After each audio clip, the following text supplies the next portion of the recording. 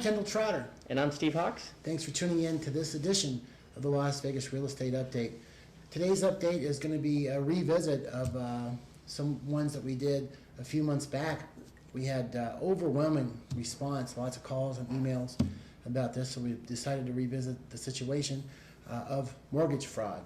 And Steve, it seems like after we did our first couple episodes, just weeks after that, all of a sudden that's all you heard about on the news and in the newspaper, and it's everywhere. So. Right, and people start coming out of the woodwork because they finally discovered what was going on. There's a lot of people that were in the dark about, I thought about this house, I thought I got in this real estate investment group. And the FBI started making arrests. Right. Across the country. Yes. Yeah. Well, one of the big things that the FBI started going after first is the groups that were getting innocent third parties involved in. Let's talk about that for a second, because in our first series, we have to keep these about 10 minutes, so we couldn't really get too in depth. But let's talk about the innocent third party person. Exactly what set up that scenario for us. What happened to these people? They thought that they were just investing in a real estate group. A lot of people. What happens is a person would come up to an individual and ask them, "Do you want to be a real estate investor?" Of course, everybody said, "Yeah, 2004, 2005." What do I need? What do I need? Well, we just need your credit. Well, okay. So the people offer the person that approached the individual says, "All we need is your social security number, your credit. We'll use your credit to make money." Sounds pretty simple. They offer them $5,000 or $10,000, whatever the case may be, but they offer them a sum of money to win upon closing, and then after during the transaction, what the people don't realize is these individuals use their credit to go buy usually 5 to 10 houses in a 30-day period. That way it doesn't look like they've owned 5 or 10 houses, because in that 30-day period, Right. they can't.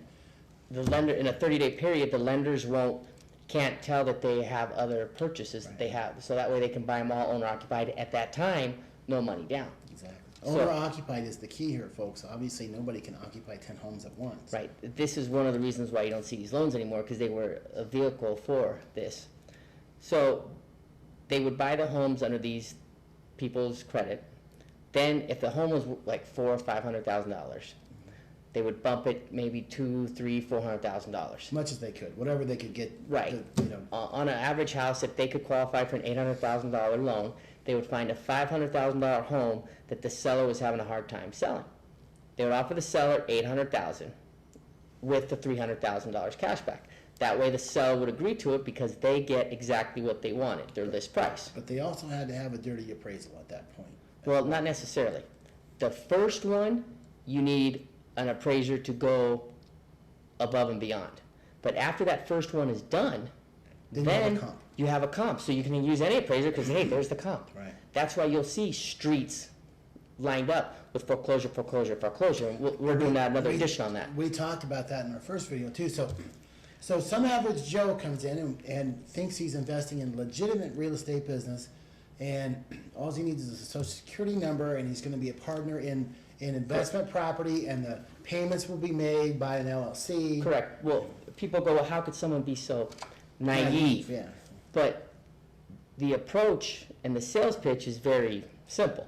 They approach it just like a stockbroker or an investment advisor. When you go in the stockbroker, that you give them your social security number, you give them the information, you tell them what you want to do, and they invest in a mutual fund. Sure. Well, this is the same kind of pitch these people are getting. Hey, you don't have to do any maintenance. We take care of all the work. We have a management company, and we'll do everything for you. We make the payments. Right. We make the pay. We get the renter. We have the renters, and we'll get your mortgage paid. Well, if they do 10 houses, that person gets $50,000 or more upon closing those properties. Per okay, house.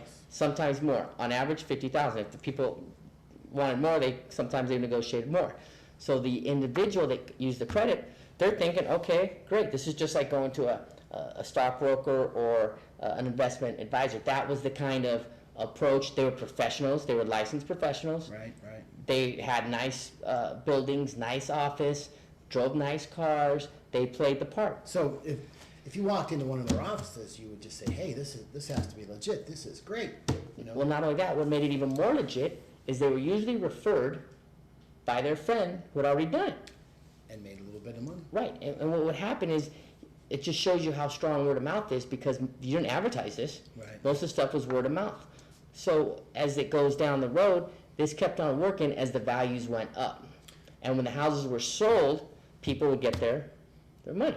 But what happened is, when the market not only did not go up, but it started going down, these scams became exposed, and people, even before the market started dropping, they were doing it too high to where they weren't able to make the mortgage payments with the cash back. Right. So they just started taking the money from the renters. And not making the mortgage payments. Correct. When I say they, I'm talking about groups across the country. Vegas had a lot of these groups. Southern California too, but Vegas was, like the FBI said, ground zero. What happened after that is the people started either getting notices in the mail that they were late on their mortgage, getting phone calls. They would try to apply for a new car loan or some kind of credit card and get denied because their credit was bad. Well, all these people had perfect credit because that's the only way they were able to get these 5 to 10 homes under their credit. So you go down the line, and what starts happening is they start getting notice of defaults and eventually foreclosed on. So now these people are out. And really unbeknownst to them, because they thought they went to a company, gave them their credit, and the company was supposed to handle all the details, make the payments, get the renters. They thought it was an investment in like a mutual fund. And then upon all this, they believed that when the house was sold, they would get another 10% of the profit.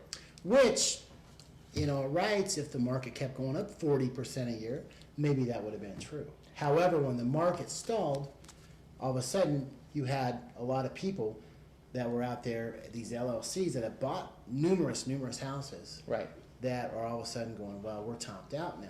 Now we've got, they got their whatever, 50,000 out of each house. Right. Now what do? They're not going to make the payments anymore. Right. And what happens next? We'll have to discuss in our next edition because we're running out of time right now.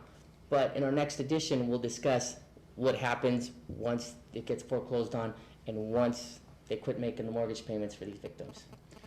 Like Steve said, I do think we're about out of time. We're going to revisit this again soon. Actually, we're going to do a 2 or 3 part series again. That will just be in addition to the ones we did about 4 months ago. Now that it's all kind of out, we're seeing the fall. We talked about the fallout. We're seeing the average homeowner be. But now we're really starting to see the fallout. So it's a very interesting topic. Steve is an expert in this field. Anybody that has any questions about this, I really do encourage you to call him because he really knows what he's talking about. Thanks again for tuning in to this week's edition of Las Vegas Real Estate Update. And people, I will tell you this. If you want to know the future of real estate, keep watching this show because so far we've done pretty good. We've called it. Yeah. Have a good night.